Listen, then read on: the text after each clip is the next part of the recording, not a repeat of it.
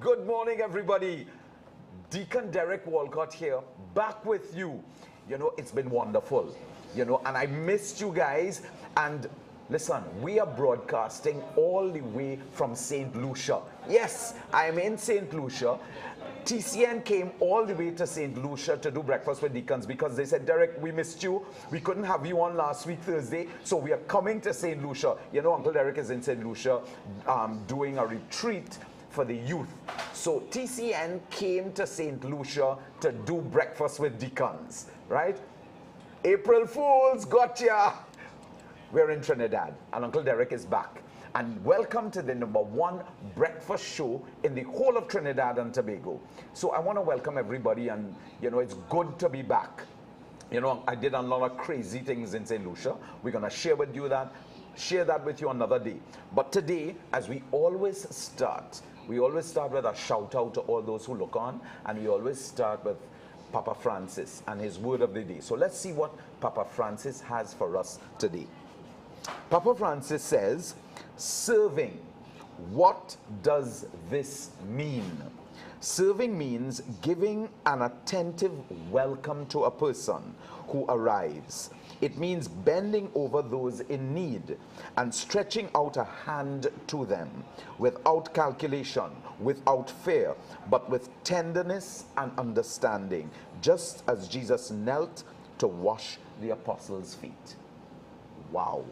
Serving. All called to serve. And today we're going to talk to somebody who is in this whole business of serving. But first, I have to give a shout out to all my girls. Auntie Margarita Chapman from West Moorings. Uncle Derek saying, hey, how was your birthday? How was Ali's birthday?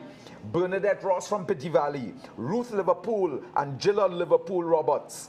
Marina Butts from Diego Martin, Veronica from Santa Cruz, Judy Ford from Tunapuna. Hey, this list is getting long. Glenda Sobers from Couva, Patricia Joseph from Couva, Inez from San Fernando, Petra Francis Chang from Union Hall in San Fernando, Anne-Marie Moore, Rabat Tally from Gulfview, Joan Clifford from San Fernando, Helen Khan from San Fernando, Villa from Laissez-Fort, Christ the King, Alison and Roger from St. Joseph, Simon, Deacon Simon, I'm back. Good to see you. Alison from New Grant, hi Ali, as one of my first viewers on this Breakfast with Deacon show. Thelma from San Fernando, Yolanda Kazouf from Philippines in San Fernando, and Henry Harper are saying hello to everybody outside here. Welcome to Breakfast with Deacons. I know you're on. Don't forget to call in after the show, 680-1043, and tell us what you thought about the show. Okay? Great. Today I have a wonderful person. Her name is Lorraine Pouchet. Yes, Lorraine Pouchet, you got that right, eh? From the Pouchet boys who with Silver Stars and so on. She's married to one of the boys. Well, she's my guest on the show this morning. Lorraine, lovely to have you. Thank you for having me, Derek. You're thank wonderful. you. Lorraine and I go back years. But I tell you years, we ain't talking about that anyway. If you only know how many years. That's okay, plenty years. We aging gracefully, man. We aging gracefully. And not only that, we are neighbors. We used to work together at the National Commercial Bank, and now we are neighbors. So it's wonderful, She has a lovely family. But Lorraine has many dimensions to herself. She's an entrepreneur, but she's also involved in parish ministry. She's president of the Trinidad and Tobago Incoming Tour Operators. She's a board member of the Trinidad Hotels, Restaurants and Tourism Association. She's a cabinet-appointed standing committee for tourism. She lectures at Credi. She has her own counseling practice, and she's the lady. You ever heard about original pain therapy? Well, that's the lady. This is Mrs. Original Pain Therapy, and she does a lot of work with families and a lot of work with youth, and a lot of work in the parish of Petit Valley and elsewhere. So we brought Lorraine here to just share the good news of what she's doing, and it's all about counseling and helping those who who need help. Who need help. So it's good news, and we're just showing you the different dimensions and ministries of your Roman Catholic Church. Lorraine, thanks again so much. No problem. So, anytime. taught us. I mean, you know, you are my neighbor, but they don't know you. So tell them a little bit about Lorraine Pouchet. You're a mother, you're a wife. How many children you have? Well, the first thing I want to say is that Lorraine Pouchet is 61 years young. Awesome. Young. We are as old as we feel. Yes. Okay. Yeah. I've been married this year would be 44 years. Fantastic. To the same man. Oh, that's even better. And he has really been, apart from God and Jesus, my strength and my support. He supports me in any undertaking. Sometimes he wonders if I'm cloning myself with the amount of things that I'm involved in, but he's there as a support. I have 4 children, and 2 girls, 2 boys, and 3 grands. The eldest grand is going to be 18 in August. What? And then, yes, I've been around a while. And then 2 younger ones, 2 girls, 8 and 6. Yeah. So that, you know, apart from the theoretical aspect and being educated in counseling and so on, I do have the practical experience of family, because the whole original pain therapy is built around family. It's about family and understanding family, how family should operate if it doesn't operate properly, what are the resulting dysfunctionalities that people could have, okay? I was very lucky many years ago, 24 years ago, my father died. Clark and Batu has a grief counseling group, and I was invited because he was buried through them. And they would every month invite people to come in if they needed counseling. I felt I didn't need it because I knew my father was in a better place. However, they called so often and so consistently that I should come to this meeting that one day Elton said to me, you just need to go because you're not going to get off your back. You're going to get that call every month till you go. You better go. And little did I know that it was the Lord working in his own way to guide me into an area that he wanted me in and I didn't know about. Yeah. And at that first meeting, I met this little diminutive little nun called Sister Helena Profero. Sister Helena Profero. A little piece of dynamism in those days. Yeah. And she was the official counsel of the group. And because of an intervention that I made with a young girl who was suffering from guilt because her sister had committed suicide as a result of sexual abuse by her stepfather. She had also been sexually abused and never spoke about it. Wow. So she felt that if she had spoken out, she could have avoided that. And she gravitated towards me, and I was able to assist her with no sort of experience. Just opening myself to her and listening and trying to help and getting her to get the professional help that she needed.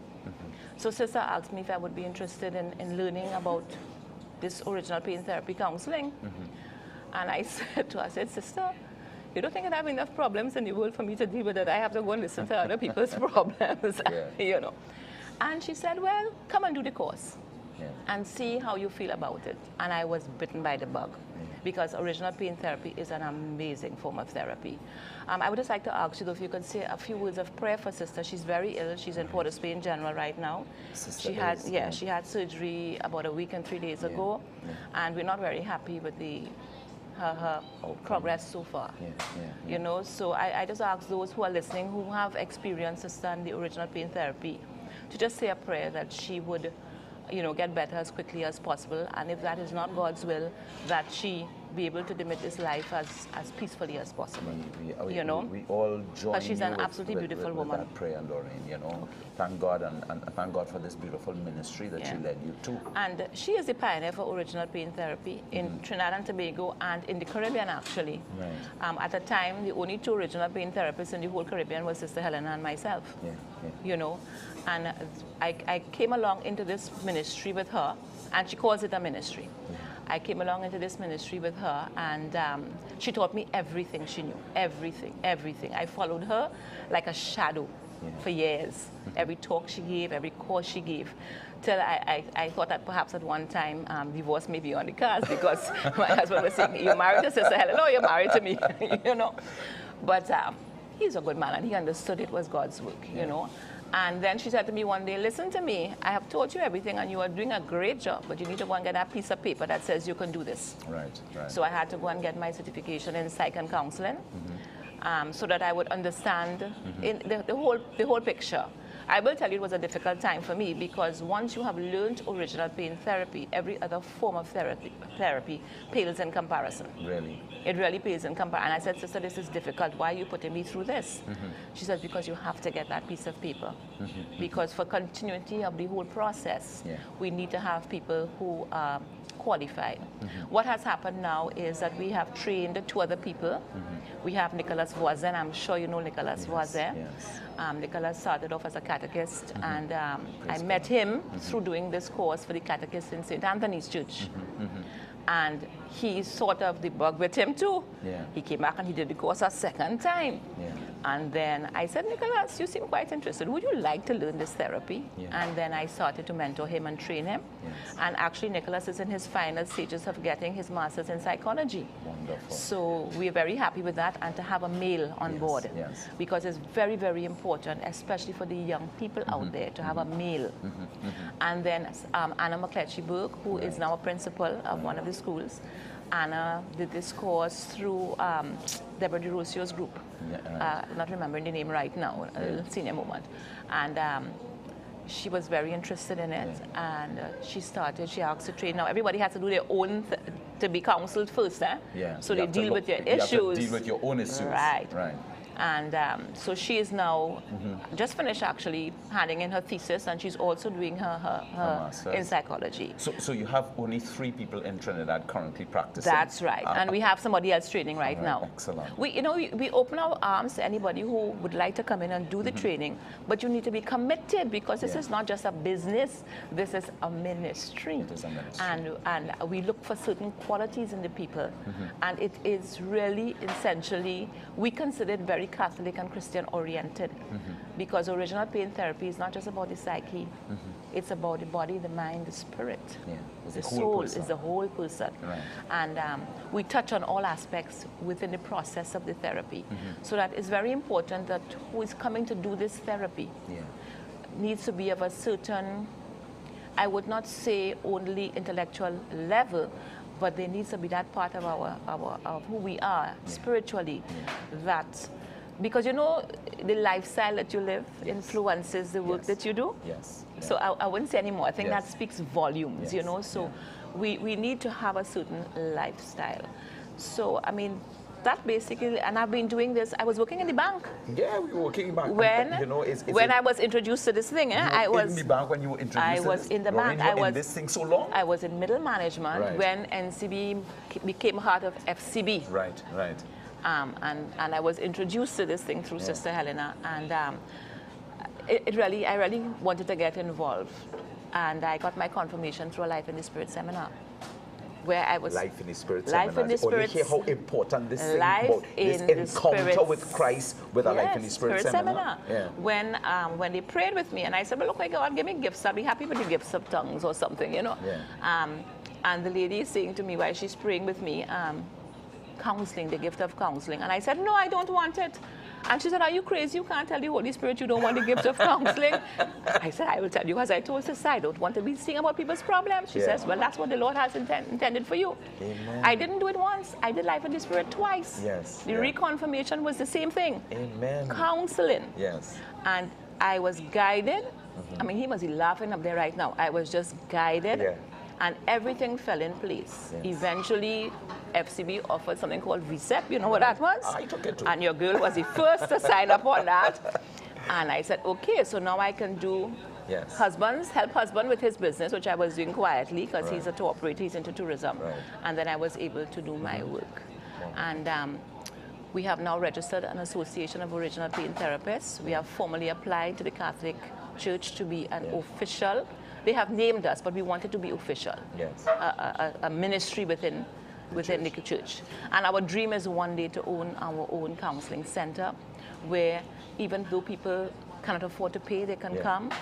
You know, those who pay, those who can't pay, don't pay. And we want to focus a lot on our youth, our adolescents, our young adults, the newly married, the about to be married. Those are the areas we want to focus on. But Lorraine, you know, when I was just going over, but when I was going over the bio, you also said, you know, I also noted that you work with Credi. Yes, original pain therapy is a mandatory course at Credi. So Can you believe that? This is I fantastic. teach, Nicholas teach, and Anna teach. We take it in turns and we facilitate the groups. We have groups from as small as 10 to as large as 25. So you all, is this mandatory? It is mandatory at Credi if you're doing the education and if you're doing the guidance and counseling programs. Right. Because Archbishop Gilbert was a very visionary man, a quiet man, not a Trini cultured man, but a visionary man. Right. And he understood that if we are turning out people who are going to go out there and be educating our young people, they can't be carrying and projecting their baggage onto these young people. They need to deal with their issues. So you don't only do the course, you got to come and do the therapy. You got to deal with your issues. People of Trinidad and Tobago, did you all just hear that? Yeah. You're talking about all graduates from Credi. They have to do the OPT course, not only the course, not only the theoretical aspect, but the inner work, your own individual work. So they have to do their own inner work for their own healing, their own inner healing, and then they learn how to do this. And then, no, they don't learn how to do it, but they learn how to recognize what's happening with the young people who are presenting themselves, and they do not project their pain onto these young people. Wow. Dr. Jules, who was the past head of Credi, she did this course, and she was one of the main people who was pushing that this course must be in there. And I want to send out a special hello and thank you to Bishop Lianos. He is an absolutely amazing, God-filled man. Dr. Robs, you're getting big up today, boy. And he understood, because one of our first meetings to bring this work into the Catholic system was with Bishop Robert. Bishop Robert. And he, as a psychologist himself, he understood the power of this work. And he really smoothened the way for us and made things happen. And it's because of, I think indirectly because of him, that we have been able to reach so many people. And I just want to make it clear that this is not only about Catholics, and this is not only about Christians. Anybody who wants to go on a journey of self-healing and of self-discovery and healing of themselves is very welcome to come and do this course. You know, it's really based on the Inner Child theory. It was first of all pioneered by John Bradshaw out of the United States. But he started just with from infancy, from the time we are born. Okay, he started from infancy, and he went to infancy, toddler, preschool, school age, and he sort of pulled everything together with the adolescence and the forming of the new adult. And Sister felt that, oh no, if God created us, it goes even further back. It goes from sister? Helena. Our sister Helena. Our sister Helena felt that it goes even further back, and that the damage that we are seeing in people has its root in the prenatal stage of development. And she did some research, and I assisted her, and we came up with that first part of our course, which is the prenatal stage of development. And if I'm rambling too much, you just put a pin in. But when I start to talk about this thing, you know, both of us we have motor mouths. Motor mouths on television. And that first part, and it was confirmed in a very powerful way at the recent Divine Mercy Conference. Dr. Ricardo Gomez spoke about that. We spoke, and he gave, I mean, I was getting goosebumps when this man was talking, because I almost couldn't make that conference. And then I got up one morning and said, everything has to clear. I'm going to that conference. Because I was trying to go to the other two and I never reached it. And when he started to speak about the brain, how the brain forms, how the synapses connect, how if anything goes wrong in the prenatal stage of development, how it affects the person so negatively, or can affect them positively if it goes correct. It's everything that we teach in that first stage of development. And when we were coming together with that first stage and understanding that from conception we are impacted upon. I don't know if you know this, Derek, but God created the act of sex to be something that is beautiful and wonderful. Amen. And he created it to be in love. So that when a new human being comes out of that, we have created somebody that is beautiful, that their foundation and that they are whole. And when we were discovering that if a woman is taken by force, this person can develop some really negative things. Anti-male orientation, anger, rage. Okay? If it's not done in love, if it's done in lust. If it's done in lust. And not only that, if a woman does not want a child, what we have found is that unwanted sons turn to social deviance and violence. What are we seeing on the streets of Trinidad and Tobago? Right. Who is getting killed?